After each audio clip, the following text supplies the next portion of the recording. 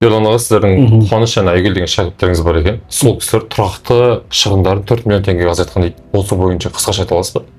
Ол жерде былай болған ғой. Олар жаңағы отдел маркетингке, отдел продажыға тұрақты жалақы қойған. Мысалы 200 мың, 250 мың деп тұрақты жалақы қойғанда KPI қойған 1%. То есть алдыңғы компания оларға жүйеге қойған кезде солай қойып беріп кеткен. Мына SMM-ға 300 мың, маркетологқа 300 мың, таргетологқа 150 мың и мобилологқа 300 мың деп қойған да.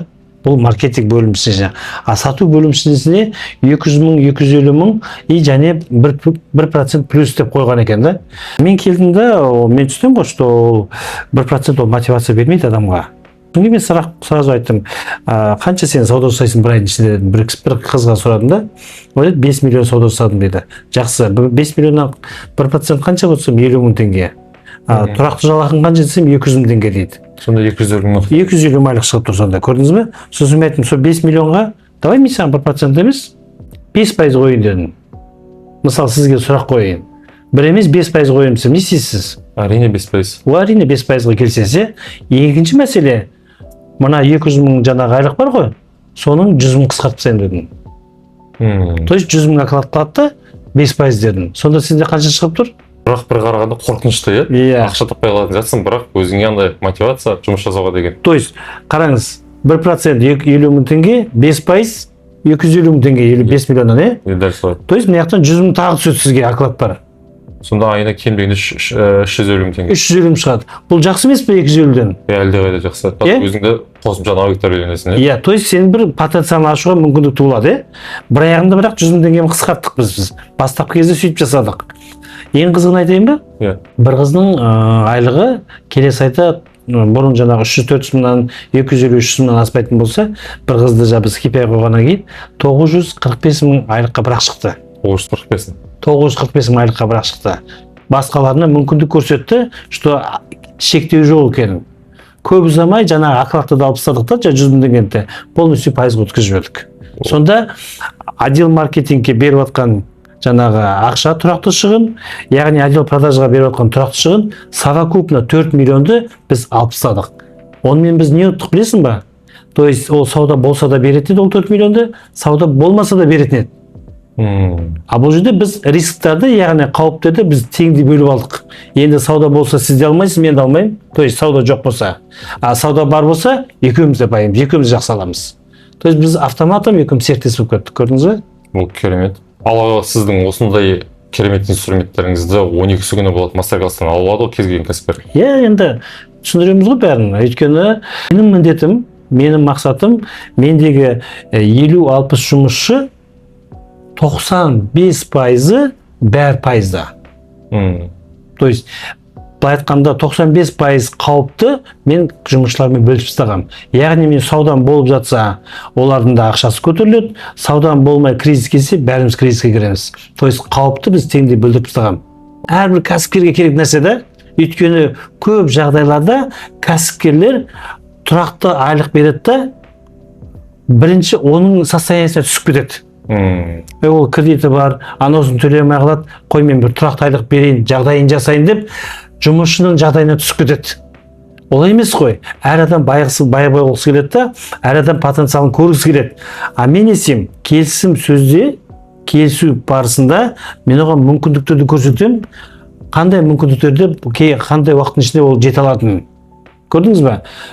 Бұл тек қана мен ойлаймын, дұрыс келісім қарым-қатынас сөз жүргізудің арқасында ғана, мысалы сізбен екеуміз келісіп жаттық, мысалы сізге, айтайық, сізге 300 мың оклад берем, я болмаса түсіп жатқан ақшаның 20%-ын таза пайдасы сізге берем десем, қайсыны таңдар едіңіз? 20% қызығырақ болады, иә? Бұл білмейсің. Но таза пайдадан 20% сенікі десем, уже автоматом 300 мың теңге кетпей қалады. Көрдіңіз бе? То есть, сол сияқты мен бұл қысқа мысал ретінде көрсетіп жатырмын саған. Сол сияқты тиімді ұсыныс тастаған кезде любой жағдайына қарамай, біліміне қарамай, состояниесіне қарамай, ол қашан өзі ойлайды, маған яғни қызықты предложение тастап тұр дейді, ол сразу келіседі. Просто біз сондай ұсыныстар тастай алмаймыз, кәсіпкерлер. Олар үшін шешім шығарып, бізде график 5-2, 6-1, 200 мың оклад, или 1% KPI деп сөйтіп шешіп саламыз біз. возможно сіздің потенциалыңыз жоғары шығар. Жұмысқа собеседованияға келген кезде сұраймын, міндетті түрде сұраймын. Айтамын, ай сайынғы шығындарың қанша деймін. Сол бір сұрақтың арқасында олардың потенциалын біліп алуға болады. Мысалы айтады, мен ай сайын шығыным 2 миллион дейді. Оған сен 500 жалақы қоя алмайсың ғой. Значит, оның потенциалы 2 миллион шығыны болса, 3-4 миллион, 2,5 миллион или 2 миллион жалақы қойын көріксің. А біреу айтады, мен тұрақты жалақым, кредитім, квартплатам 150-200 мың теңге дейді. Значит, оның потенциалын біліп тұрасың да, 300-400 мың теңгенің арасында жаңағы KPI қойып бересің, процент қойып бересің. Көрдіңіз бе? То есть сөйлесу барысында оның ай сайынғы шығынын сұрай отыра, оның потенциалын ажыратып отырасың. Возможно, бір кәсіпкерлер бар, 10 миллион шығыны бар. Оған сен қандай предложение жасайсың, айтшы? Міндетті түрде 20-30 миллион предложение жасайсың. Өйткені ол 10 миллион деңгейде өз вопросын өзі шешіп тұр. Ол қабілеті бар. Сол сияқты жұмысшылар бола ма, кәсіпкерлер бола ма, не важно, ол ключевой нүкте, ең маңызды нүкте тиімді ұсыныс тастау. Тиімді ұсыныс тастаған кезде любой өз бизнесін жабып, маған келіп кетуге мүмкіндігі бар. Кеше мен Бишкекте Ысықкөлде болдым, бір обучениеде. Сол жерде Россиядан тоже бір қырғыз бала келді, 4 фастфудный магазин бар екен. Мен сұрап тұрмын да, менде KPI системасы проблема аға дейді да. Мен айтам, табыс көзі қанша десем $10 000 дейді, 4 магазиннен. То есть 4 фастфудный кафеден $10 000 табысым бар дейді. А қанша шығын бар десем, 10-нан асады дейді. Бұл айтқанға нөлға істеп тұр. Мен оған биттім. Бір қыз айтайын саған. Мен айттым, Москвадағы 4 дүкеннен сен $10 000 табыс тапқанмен $12 000, $15 000 шығын бар екен. То есть сен минусқа істеп жатсың ба десем, иә дейді. А давай мен саған дедім, менің 4 дүкенім бар дедім. Соның дедім, табыс көзі мынандай дедім. Соның 50% табыс көзін саған берем дедім. Яғни жоқ дегенде $10 000 табасың бұл жерде. Анан жапта кел дедім. Ойланып тұр, шын айтып тұрсыз ба дейді. Ұнады ма саған десем, ұнады дейді. Қара. Сонда тиімді ұсыныс тастаған кезде Москвадағы 4 фастфудный точкасын жауып, келгісі келіп тұр. Потому что ол алып кете алмай жатыр. А бұл жерде готовый бизнеске управлениеға келеді, басқаруға келеді. И автоматом жаңағыдай мынандай пайызға доляға кіреді. Оған тиімді болып тұр. Нежели минусқа істегеннен гөрі. То есть, егер дұрыс предложение тастаған кезде тиімді любой адам өзінің жұмысын да, яғни кәсібін де тастап сізбен жұмыс істеуге дайын болады.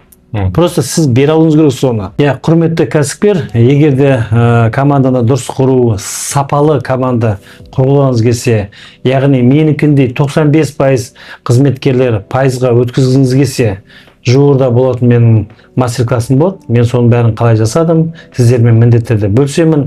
Кризис кезінде кәсіпкерлер, қызметкерлермен бірге өтеміз. Кризис емес кезде біз бірге пайда шегеміз. Соның бәрін сіздерге мен өзім мастер-классымда айтамын. Егер қызықты болса, сілтемеге отырып батырман басыңыз, заявка қалдырыңыз, мен сізді күтемін.